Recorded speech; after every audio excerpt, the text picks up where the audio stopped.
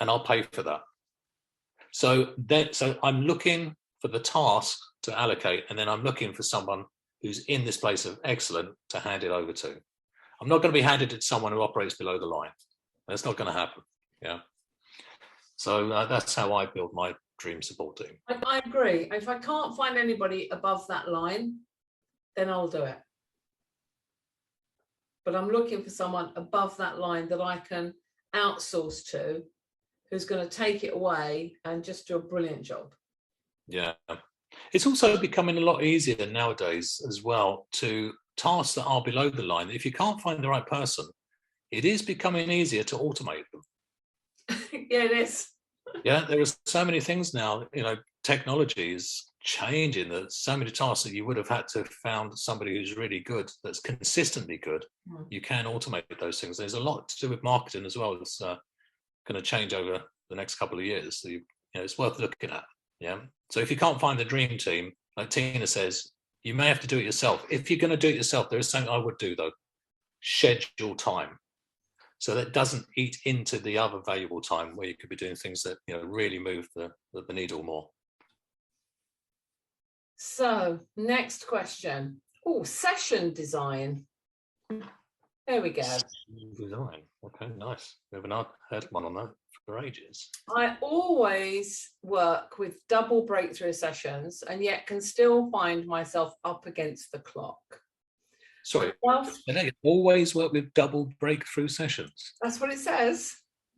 What's a double breakthrough session? I have no idea. Okay. I'm assuming that, I don't know. 2 sessions. A double session. Yeah, double session. That's my mind read. I'd love to hear your top tips for pacey and productive session, specifically keeping the trance element to a manageable time.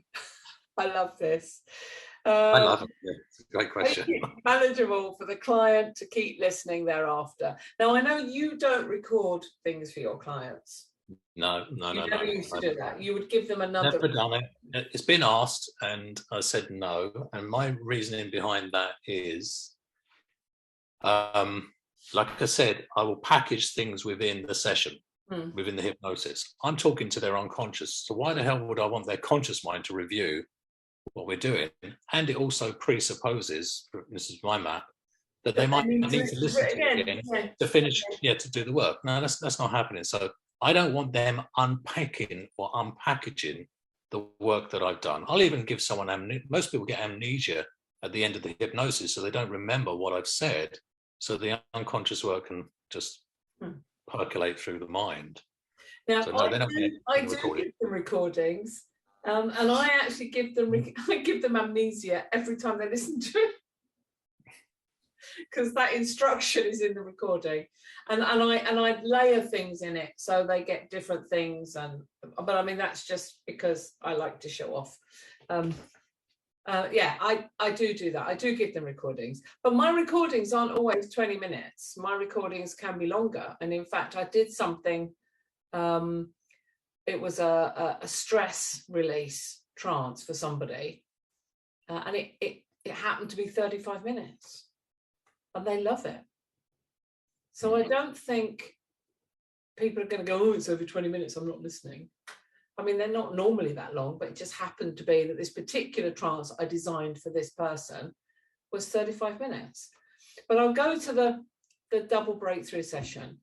I've got a clock in my head, like a kind of an automated timer, so that I know when I start how much time I've got to get the amount of information I need, and then I finish up on my trance. And I've just got this internal clock on my control panel.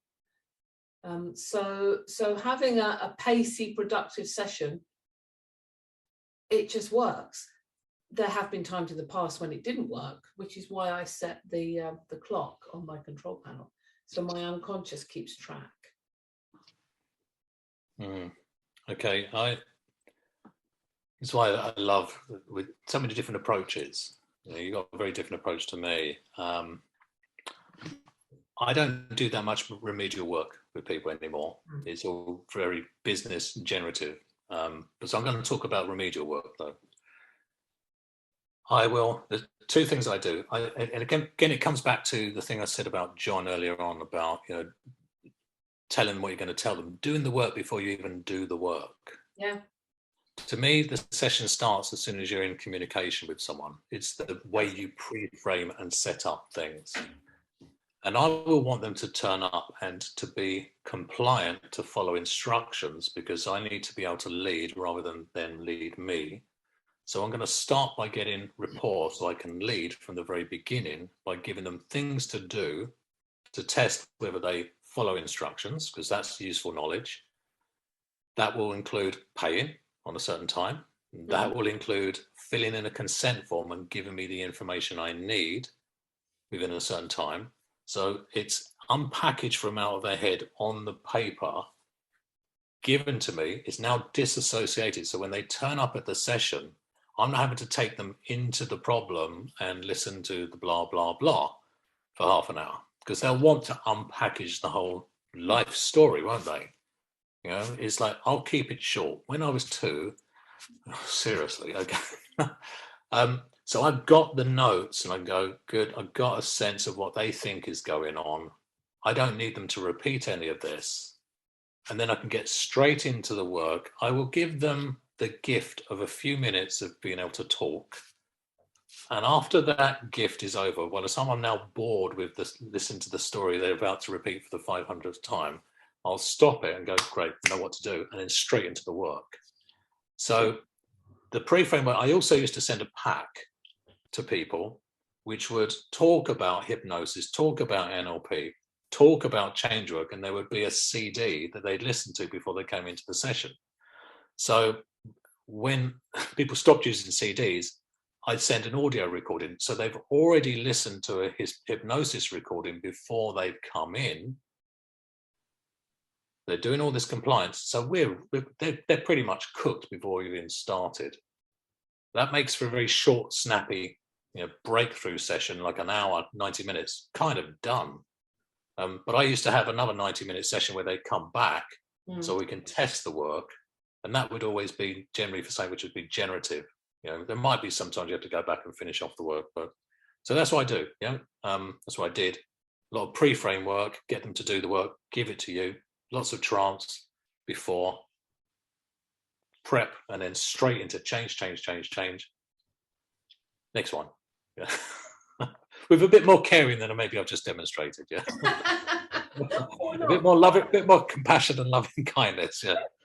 Yeah. Please, mind the swing door as you go out. Thank you. Yeah. I think you get very good at timing when you're seeing a lot of clients.